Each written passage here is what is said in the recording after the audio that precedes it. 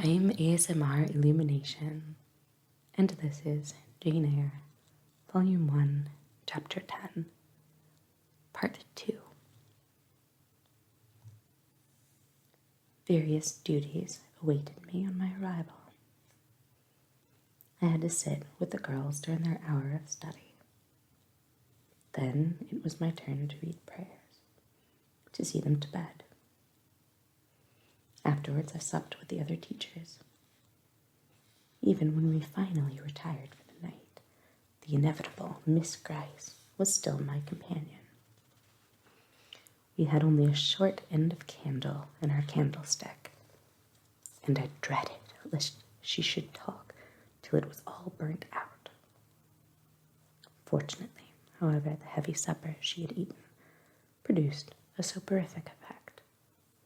She was already snoring before I had finished undressing. There still remained an inch of candle. I now took out my letter. The seal was an initial F. I broke it. The contents were brief. If J.E., who advertised in the Sure Herald of last Thursday, possesses the acquirements mentioned, and if she is in a position to give satisfactory references as to character and competency, the situation can be offered her where there is but one pupil, a little girl under 10 years of age, and where the salary is £30 per annum. J.E. is requested to send references, name, address, and all particulars to the direction Mrs. Fairfax, Thornfield, near Millcote. Sure.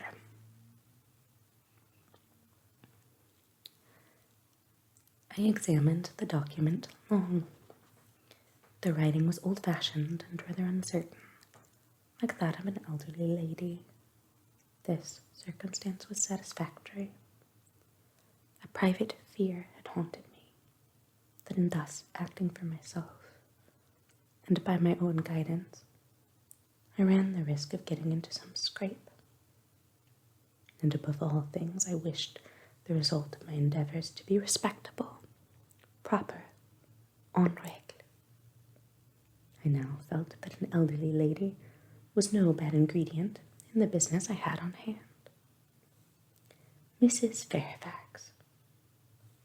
I saw her in a black gown and widow's cap. Frigid, perhaps, but not uncivil. A model of elderly English respectability. Thornfield, that, doubtless, was the name of her house. A neat, orderly spot, I was sure, though I failed in my efforts to conceive a correct plan of the premises. Millcote, sure. I brushed up my recollections of the map of England. Yes, I saw it, both the shire and the town. Sure, it was 70 miles nearer London than the remote county where I now resided. That was a recommendation to me.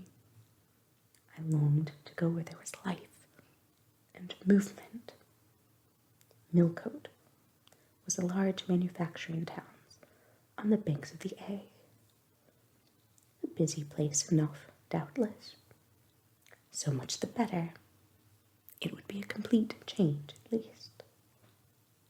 Not that my fancy was much captivated by the idea of long chimneys and clouds of smoke. But, I argued, Thornfield will probably be a good way from the town.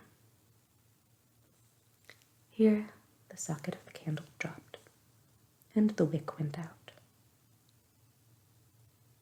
Next day, new steps were to be taken. My plans could no longer be confined to my own breast. I must impart them in order to achieve their success.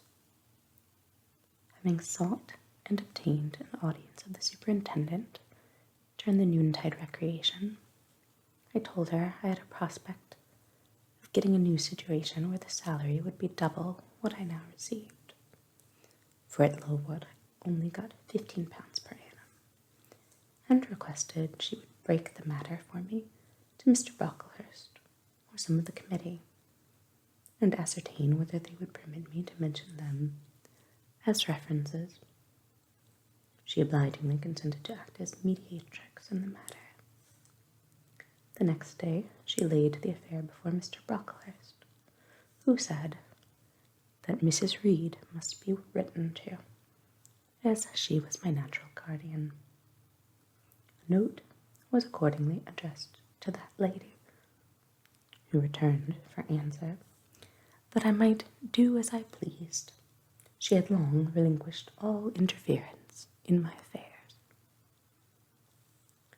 This note went the round of the committee, and at last, after what appeared to me most tedious delay, formal leave was given me to better my condition if I could, and an assurance added that as I had always conducted myself well, both as teacher and pupil, at Lowood, a testimonial of character and capacity signed by the inspectors of that institution should forthwith be furnished me.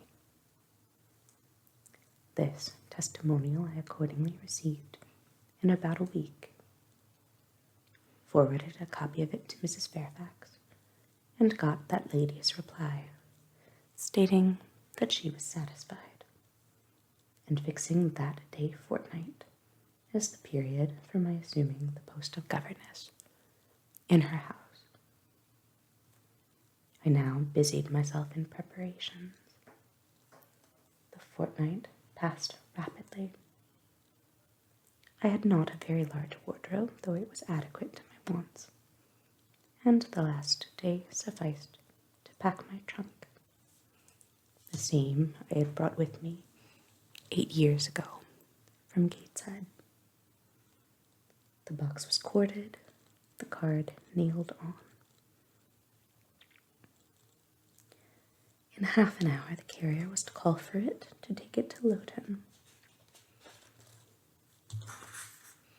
whither I myself was to repair at an early hour the next morning to meet the coach. I had brushed my black stuff travelling dress, prepared my bonnet, gloves, and muff, sought in all my drawers to see that no article was left behind, and now, having nothing more to do, I sat down and tried to rest. I could not. Though I had been on foot all day, I could not now repose an instant. I was much too excited. A phase of my life was closing tonight, a new one opening tomorrow. Impossible to slumber in the interval. I must watch feverishly while the change was being accomplished. "Miss," said a servant, who met me in the lobby where I was wandering like a troubled spirit, "a person below wishes to see you." The carrier, no doubt, I thought, and ran downstairs without inquiry. I was passing the back parlour, or teacher's sitting room, the door of which was half open, to go to the kitchen, when someone ran out. "It's her, I'm sure. I could have told her anywhere," cried the individual who stopped my progress and took my hand. I looked. I saw a woman attired like a well-dressed servant, matronly yet still young, very good-looking with black hair and eyes, and lively complexion. "Well, who is it?" she asked in a voice, and with a smile I half recognized. "You've not quite forgotten me, I think, Miss Jane." In another second I was embracing and kissing her rapturously. "Bessie! Bessie! Bessie!" That was all I said, whereat she half laughed, half cried, and we both went into the parlour. By the fire stood a little fellow of 3 years old, in plaid frock and trousers. "That is my little boy," said Bessie directly. "Then you are married, Bessie?" "Yes, nearly 5 years since, to Robert Levin, the coachman." and I have a little girl besides Bobby there that I've christened Jane. And you don't live at Gateshead. I live at the lodge. The old porter has left. Well, and how do they all get on? Tell me everything about them, Bessie. But sit down first, and Bobby, come and sit on my knee, will you? But Bobby preferred sidling over to his mother. You're not grown so very tall, Miss Jane, nor so very stout, continued Mrs. Levin. I dare say they've not kept you too well at school. Miss Reed is the head and shoulders taller than you are, and Miss Georgiana would make two of you in breadth. Georgiana is handsome, I suppose, Bessie? Very. She went up to London last winter with her mamma, and there everybody admired her, and a young lord fell in love with her. But his relations were against the match, and what do you think? He and Miss Georgiana made it up to run away, but they were found out and stopped. It was Miss Reed that found them out. I believe she was envious, and now she and her sister lead a cat and dog life together. They are always quarreling. Well, and what of John Reed? Oh, he is not doing so well as his mamma could wish. He went to college and he got plucked, I think they call it. And then his uncles wanted him to be a barrister and study the law. But he is such a dissipated young man, they will never make much of him, I think. What does he look like? He is very tall. Some people call him a fine-looking young man, but he has such thick lips. And Mrs. Reed. Mrs. looks stout and well enough in the face, but I think she's not quite easy in her mind. Mr. John's conduct does not please her. He spends a deal of money. Did she send you here, Bessie? No, indeed, but I have long wanted to see you. And when I heard that there had been a letter from you, and that you were going to another part of the country, I thought I'd just set off and get a look at you before you were quite out of my reach. I am afraid you are disappointed in me, Bessie. I said this, laughing. I perceived that Bessie's glance, though it expressed regard, did in no shape denote admiration. No, Miss Jane, not exactly. You are genteel enough. You look like a lady, and it is as much as ever I expected of you. You were no beauty as a child. I smiled at Bessie's frank answer. I felt that it was correct, but I confess I was not quite indifferent to its import. At 18, most people wish to please, and the conviction that they have not an exterior likely to second that desire brings anything but gratification. I dare say you are clever, though, continued Bessie, by way of solace. What can you do? Can you play on the piano? A little. There was one in the room. Bessie went and opened it, and then asked me to sit down and give her a tune. I played a waltz or two, and she was charmed. The Miss Reeds could not play as well, said she, exultingly. I always said you would surpass them in learning. And can you draw? That is one of my paintings over the chimney-piece. It was a landscape in watercolors, of which I had made a present to the superintendent in acknowledgment of her obliging mediation with the committee on my behalf, and which she had framed and glazed. Well, that is beautiful, Miss Jane. It is as fine a picture as any Miss Reed's drawing master could paint, let alone the young ladies themselves who could not come near it. And have you learned French? Yes, Bessie, I can both read it and speak it. And you can work on muslin and canvas. can. Oh, you are quite a lady, Miss Jane. I knew you would be. You will get on whether your relations notice you or not.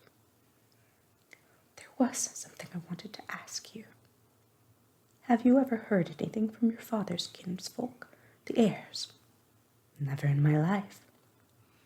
Well, you know, Mrs. always said they were poor and quite despicable. And they may be poor, but I believe they are as much gentry as the Reeds are. For one day, nearly 7 years ago, a Mr. Eyre came to Gateshead and wanted to see you. Mrs. said you were at school 50 miles off. He seemed so much disappointed, for he could not stay. He was going on a voyage to a foreign country, and the ship was to sail from London in a day or two. He looked quite a gentleman, and I believe he was your father's brother. What foreign country was he going to, Bessie? An island thousands of miles off where they make wine. The butler did tell me. Madeira, I suggested.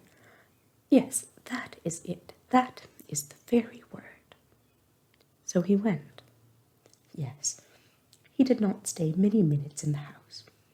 Mrs. was very high with him. She called him afterwards a sneaking tradesman. My Robert believes he was a wine merchant. Very likely, I returned, or perhaps clerk or agent to a wine merchant. Bessie and I conversed about old times an hour longer, and then she was obliged to leave me. I saw her again for a few minutes the next morning at Luton, while I was waiting for the coach. We parted, finally, at the door of the Brocklehurst Arms there. Each went her separate way. She set off for the brow of Lowood Fell to meet the conveyance which was to take her back to Gateshead. I mounted the vehicle which was to bear me to new duties and a new life in the unknown environs of Milcombe.